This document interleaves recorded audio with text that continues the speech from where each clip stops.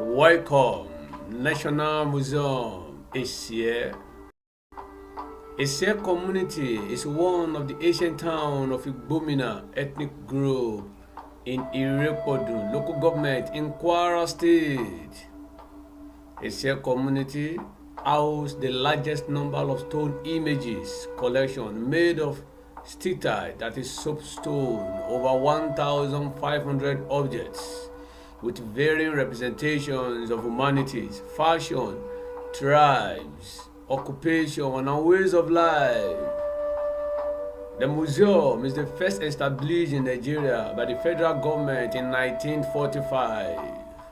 Today, the Esie stone images will be discussed explicitly under the following headings: the history surrounding the discovery of the stone images and who discovered it, where it was discovered and in what formation are they, the stone images, by the time they were discovered, properties or raw materials in which the stone images is made of, the height and weight of the stone images, what the stone images represents to date. Then later we'll talk about the questions surrounding this. On Mike is okay. On Morgan, the moralist, born and bred in Igbotaku, Ojagele, Ubomo, Sokpekui. Please do well to like, comment, and share the page on YouTube. Click the subscribe button, hit the bell for new videos. Kwara 17 TV, home of documentaries. Royal greetings to Oba Yakubu Babalola Egunjobi III. Long may you reign, Baba. On the history, discovery of the stone images, the Esie people migrated from the old Oyo to settled at Okodu. There they lived for many years until there is scarcity of water in the community. As important as water is to any communities of the old or today, the Oba instructed Baragon, who was an hunter, to search for where there will be endless supply of water so they can relocate. Or if perchance in the forest he came across water, he should let them know. Baragon, the hunter, strode around the forest in searching for water. Alas, he discovered an area with enough water. On his way back joyfully to inform the king and the entire town that he finally found an area with endless supply of water, he came in contact with stone images, over 1,500 statues in a cycle formation, with the king and queen Obairi occupying the leading role, that is sitting to face others of the images as if that was presiding over the meeting under a palm tree. Baragon was gripped in fear, so he managed to shout, but no one could come around, like looking for the carver of these images. He couldn't find one person. So he rushed home to call the attention of the king. They hurriedly returned to the location. Still no one is out to claim the images. That was how more fear came into them. So the king had to run away, but on his way going, he stepped on his road and he about to fall. I'm going to come back there, what really happened at the end of the day. So Baragon was the one that discovered the stone images on his section for water. That was around 1775. So now they were looking for who carved the images. Who carved the images? Two sources arose or answered this question: the oral source and the archaeologist source. On the oral source, when the king ran home with Baragon, the hunter, he summoned the priest. You know, of the old, what they do is to look at, to call the Ifa priest asked him, summoned him, let the oracle speak on what happened. So explanations on the explanation of the stone images. The oracle was consulted. The stone images were once human being in which the entire community turned to stone images that Baragbon met. As to their stay, the oracle also added that the Esie people can settle there, but they must worship the stone images. That's how Esie came to settle where they are today. So according to oral source, the stone was once human being. From the second source, which is the Archaeologist. The stone images was brought to limelight in 1933 by H.G. Ramshaw, the Church Missionary Society, CMS Inspector for Oro area. If you have been to that axis very well, you know that Oro and Esie, they shared border. So Ramshaw preached the gospel to Esie. So the people have to tell him that we have our God already that we served in this community. You know, just like every other society with your own belief. He wasn't shocked, but just said, can you show me? When I got there, he was amazed to see 1,500 images, stone images, not clay, not sand, not from any soil, but stone images, statite, soapstone. So this one brought, it was Ramshaw that brought it to limelight of the whole people, caught the attention of the archaeologists, and they came down to Esie. They carried research on the stones, and they made them to understand that 95% of the stone images are on sitting position.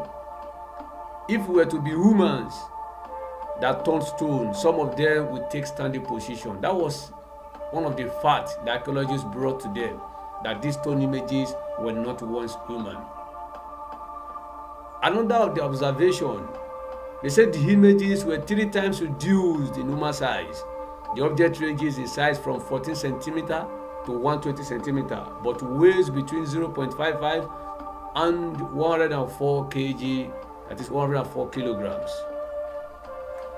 These were two of these things. They said the first one is all of them were sitting position. The second one is they were 3 times reduced size of human being. And the third one, that the outer part is well polished, while the hidden part is somehow rough. That if it were to be somebody, that to be human, all other parts should be what? Should be well smooth. That it is believed that it is carved by an unknown carver. That is carved by an unknown carver. That is the oral source. Now, oral or archaeologist, you know, to you, which one do you think we believe? Well, we'll come back to that later. On the raw material that these stones were made of, just like I told you, they were made of soapstone. That is, they become slippery when they come in contact with water. The height ranges from 14 to 21 to 2 centimeters.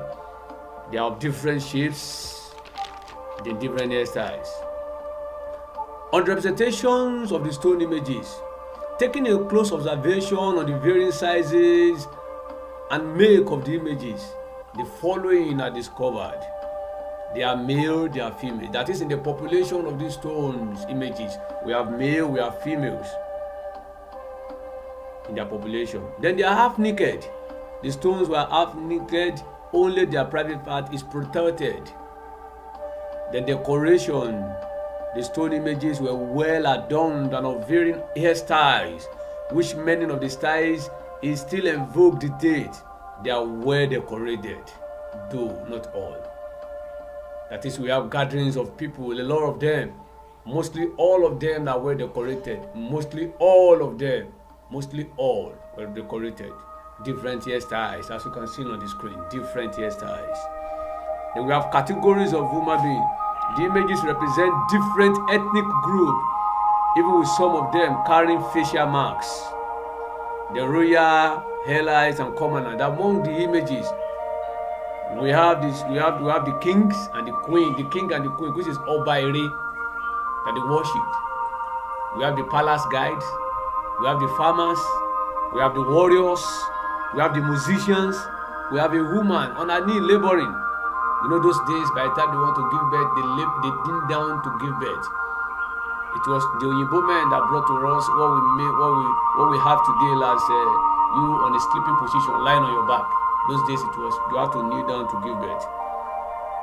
Then they have all of them rocking different hairstyles that is still in vogue to date. The ways of life. The stone images also represent culture of the people, musical background, occupation, and the likes. Don't forget I told you, I said by the time the Oba and Baragbon was going back, the Oba stepped on his robe from the regalia, so he fell.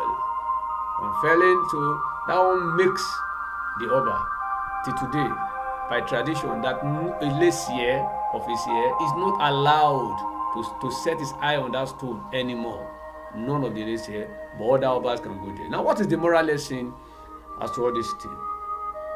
Number one there is Baragbo was in search of endless supply of water because the Okodo, yes, they are short of water.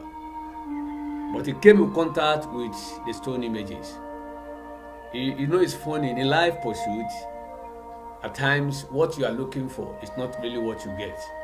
Or what you look for what you are looking for, then you get another thing that will give more meanings to it. Now look at it. Oba, as of the old, consulted an oracle. Tell us what this thing means. Tell us what this thing is saying. They want to know. So you have to be vigilant, observant, and consult God in all of your life meanings. That's the moral lesson I know. Yeah. As to the questions, on the comment section you can type your own. Now, which of these socks do you think is pretty correct? Is it the oral source or the archaeologist that is meant to be believed? Don't forget, if it is going to be oral source, in those days what they believe in is the Ifa, and the Ifa that they believed in worked for them. That is the God of that time, not of this age. But the archaeologists of that time still made us to understand based on some facts. But they were unable to tell us who the carver was. They say an unknown carver. The archaeologists claim that the statue are 3 times reduced of human size. And I've checked about one of my episodes that talks about the Vadome tribe of Zimbabwe with 2 toes. That the 2 toes is peculiar to them. None of the tribe have it. None anymore that have it. Now the question is, can't we have the society of the Lilliputians? That is, societies where we have people of short height. Because we believe they marry and they get married to each other. And also in that place, the 1,500 stone images were made of different tribes, just like the way we have them. Are we going to say they are communities? If they are community, what do you call them? It's humanities. They look at the hairstyles as well. The hairstyles are in vogue and still ready today. Who made them? Who made it? Who made that? If somebody would have carved out something, who made it that saw today? That this hairstyle will still be ready to today. You can see the hairstyles. Well, do well to react to the question logically. On the National Museum of Esie, the Bumina ethnic group. Let's stop here. Don't forget to like, comment, share the video. Let inform, influence, and add value to humanities. Camera 17th TV. As my number displayed on the screen, I can also help you to carry out in-depth or surface research on people of your interest, family history, or influential people in your tribe across the states. You can reach out to me via the number as displayed on the screen. Well, till I come your way again, remain blessed. My name is OK or Morgan the Moralist. Thank you and God bless.